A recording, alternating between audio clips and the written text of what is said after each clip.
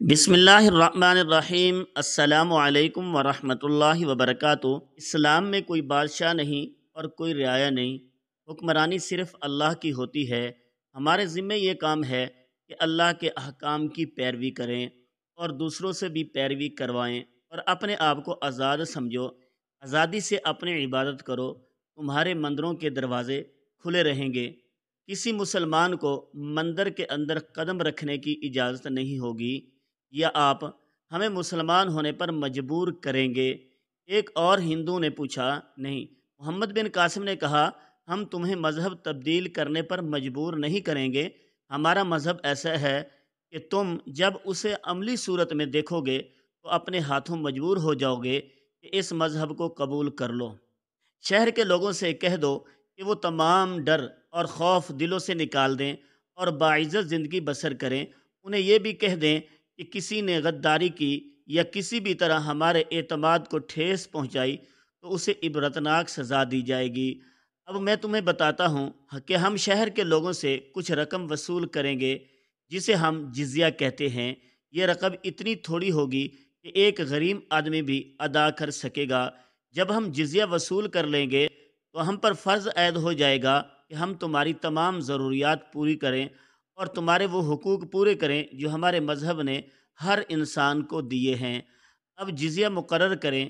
ایک سرکردہ ہندو نے کہا، ہم بہت جلد یہ رقم آپ کے حوالے کر دیں گے۔ یہ رقم میرا وہ حاکم وصول کرے گا جسے میں اس کام کے لیے مقرر کروں گا۔ محمد بن قاسم نے کہا، میں اس شہر کے ان لوگوں سے جو امیر کبیر ہیں اور زیادہ رقم دے سکتے ہیں، جزیے کے علاوہ مزید رقم لینا چاہتا ہوں۔ یہ رقم اس لیے لی جائے گی کہ میری فوج کو بہت زیادہ تکلیف اٹھانی پڑی ہے اور زخمیوں کی تعداد بھی بہت زیادہ ہے۔ اس اضافی رقم کو تم لوگ توان سمجھو یا کچھ اور، تمہیں یہ رقم جس کی میں کوئی حد مقرر نہیں کرتا ادا کرنی پڑے گی۔ بلازری فتوح البلدان میں لکھتا ہے کہ شہر کے تمام لوگوں نے جزیے کی رقم ادا کر دی، اور شہر کے جو امیر اور خوشحال لوگ تھے انہوں نے اضافی رقم الگ کر دی جو 7,000 درہم کی مالیت کی تھی۔ محمد بن قاسم نے یہ 7,000 درہم اپنی فوج میں تقسیم کر دیے۔ ملتان 95 ہجری عیسوی 1413 میں فتح کیا گیا تھا۔ مورخ لکھتے ہیں کہ ملتان کے لوگوں نے ایسا سکون اور اطمینان پہلے کبھی نہیں دیکھا تھا جو وہ اپنی معاشرتی زندگی میں اب دیکھ رہے ہیں۔ تاجر، کاریگر اور کاشتکار اپنے کاموں میں مصروف ہو گئے اور شہر کی زندگی نئے جوش اور ولولے سے شروع ہو گئی۔ محمد بن قاسم ملتان سے آگے بڑھنے کے لیے پلان بنانے لگا۔ اس نے جزیے کی رقم اور ککسا اور سکہ سے وصول کیے ہوئے جزیے کی رقم بھی حجاج بن یوسف کو بھیج دی۔ تاریخوں میں سے پتہ چلتا ہے کہ محمد بن قاسم کو ایک مسئلہ پریشان کر رہا تھا۔ اسے معلوم تھا کہ حجاج بن یوسف خلیفہ ولید بن عبد المالک سے سندھ پر حملے کی اجازت یہ وعدہ کر لی۔ اسے معلوم تھا کہ حجاج بن یوسف خلیفہ ولید بن عبد المالک سے سندھ پر حملے کی اجازت یہ وعدہ کر کے لی تھی کہ سندھ کو فتح کرنے میں جو رقم خرچ ہوگی اسے دگنی رقم حجاج بن یوسف خزانے میں جمع کرائے گا۔ محمد بن قاسم ملتان میں بیٹھا حساب کر رہا تھا کہ ملتان کا جزیہ ملا کر وہ خزانے میں کتنی رقم جمع کرا چکا ہے۔ یہ رقم خاصی تھوڑی تھی۔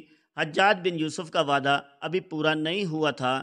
بیشتر مورخوں نے لکھا ہے کہ مطلوبہ رقم اس وجہ سے پوری نہیں ہو سکتی تھی کہ محمد بن قاسم طبعاً کشادہ طرف اور فیاض تھا۔ ایک طرف تو یہ عالم تھا، وہ کم سے کم جو سزا دیتا وہ سزائے موت ہوتی تھی، وہ کسی کو معاف نہیں کرتا تھا، ایک ہی بار کئی آدمیوں کو قتل کروا دیتا تھا۔ لیکن نرم دل اتنا کہ اسے پتہ چلتا کہ کچھ لوگ جزیہ ادا کرنے میں دقت محسوس کرتے ہیں کیونکہ وہ تنگ دست ہیں، تو محمد بن قاسم انہیں جزیہ معاف کر دیتا تھا۔ اس کے متعلق مشہور تھا کہ وہ جزیے کی رقم تھوڑی مقرر کرتا تھا اور توان عائد کرنے سے گریز کرتا تھا۔ اس نے جو قلعے خالی کرائے تھے وہاں سے خزانے ملنے چاہیے تھے، لیکن وہ جس قلعے میں داخل ہوا وہاں خزانہ خالی ملتا تھا۔ یہ خزانہ ہر قلعے کے حاکم کے ساتھ ہی چلا جاتا تھا، جو قلعے میں مسلمانوں کے داخل ہونے سے پہلے ہی فرار ہو جاتا تھا۔ اس داستان میں سنایا جا چکا ہے کہ داہر کے بیٹے اور بھتیجے قلعہ فتح ہونے سے پہلے ہی بھاگ نکلتے تھے۔ ان کے بھاگنے کی ایک وجہ یہ ہوتی تھی کہ انہیں اپنا خزانہ مسلمانوں سے بچا کر اپنے ساتھ لے جانا ہوتا تھا۔ ملتان میں بھی ایسا ہی ہوا کچھ کہ خزانہ راجہ کرسیہ کے ساتھ اور باقی بجہرہ کے ساتھ نکل گیا تھا۔ حجاج بن یوسف نے اپنے ایک خط میں خلیفہ کے ساتھ کیے ہوئے وعدے کا ذکر کیا تھا۔ وہ ذکر نہ کرتا تو بھی محمد بن قاسم کو احساس تھا کہ اپنے چاچا کا یہ وعدہ پورا کرنا ہے۔ اب وہ پریشان ہونے لگا تھا کیونکہ سندھ فتح ہو چکا تھا اور رقم ابھی پوری نہیں ہوئی تھی۔ وہ اللہ کی راہ میں جہاد کرنے والا سالار تھا، اس کا کوئی ذاتی مقصد نہیں تھا، اس کی کوئی ذاتی خواہش نہیں تھی، نہ ہی اس کا کوئی ذاتی عزائم تھا۔ وہ اپنی نوجوانی اور اپنی جان اللہ کے سپرد کر چکا تھا۔ یہ اس کی نیت اور نیک عزم کا فیض تھا کہ ہر مشکل میں اللہ اس کی مدد کرتا تھا۔ اگر محمد بن قاسم کو اس نالی کا پتہ نہ چلتا جو شہر کے لوگوں کو پانی میں مہیا کرتی تھی تو ملتان کی فتح شاید ناممکن ہو جاتی۔ ناممکن اس لیے کہ اس کی اپنی فوج نیم فاقہ کشی تک پہنچ گئی تھی اور مجاہدین نڈھال سے ہوتے جا رہے تھے۔ اب اسے اس پریشانی کا سامنا تھا کہ وہ رقم پوری نہیں ہو رہی تھی جو اس نے خلیفہ کو ادا کرنی تھی۔ اس کی یہ پریشانی یہ سوچ کو اور زیادہ بڑھی جا رہی تھی کہ ایسا نہ ہو کہ خلیفہ یہ حکم دے دے کہ مزید پیش قدمی روک دی جائے۔ کچھ دن گزر گئے۔ محمد بن قاسم نے ملتان کے شہری انتظامات کو رواں دواں کر دیا۔ ایک روز وہ گھوڑے پر سوار ہو کر شہر کو دیکھنے کے لیے نکلا۔ شعبان ثقفی اس کے ساتھ تھا اور 4 گھوڑے سوار محافظ بھی اس کے پیچھے پیچھے جا رہے تھے۔ محمد بن قاسم نے ملتان کی فتح کے پہلے روز ہی کہہ دیا تھا کہ یہاں ایک ایسی مسجد تعمیر کی جائے جو آنے والی نسلوں کے لیے مقدس اور خوبصورت یادگار بھی ہو۔ اس مسجد کے لیے جگہ کا انتخاب کر لیا گیا تھا۔ بنیاد کھودی جا رہی تھی۔ محمد بن قاسم تعمیر کا کام دیکھنے کے لیے جا رہا تھا۔ وہ بڑے مندر کے قریب پہنچا تو اس نے دیکھا کہ دیو پنڈت مندر کے باہر کھڑے تھے۔ محمد بن قاسم کو دیکھ کر وہ دونوں دوڑ کر مندر میں چلے گئے۔ محمد بن قاسم جب مندر کے سامنے سے گزرا تو اس نے مندر کا بوڑھا پنڈت پہلے تو ہاتھ جوڑ کر جھکا، پھر وہ آہستہ آہستہ چبوترے کی سیڑھیاں اترنے لگا، اس خیال سے کہ بوڑھا پنڈت کچھ کہنا چاہتا تھا۔ محمد بن قاسم نے گھوڑا روک لیا۔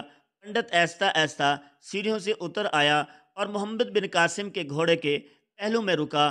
اس نے دونوں ہاتھوں سے محمد بن قاسم کا اس طرف والا پاؤں پکڑ لیا جو رکاب میں تھا، پھر اس نے اپنا ماتھا محمد بن قاسم کے پاؤں پر رکھ دیا۔ محمد بن قاسم نے بڑی تیزی سے اپنا پاؤں کھینچ لیا۔ پنڈت سیدھا ہوا اور ہاتھ جوڑ کر اس نے اوپر دیکھا اور اپنی زبان میں کچھ کہا۔ ایک ترجمان محمد بن قاسم کے ساتھ رہتا تھا، وہ آگے آیا اور محمد بن قاسم کو بتایا کہ پنڈت کیا کہتا ہے۔ اس نے کہا تھا کہ وہ محمد بن قاسم کے ساتھ تنہائی میں ایک ضروری بات کرنا چاہتا ہے۔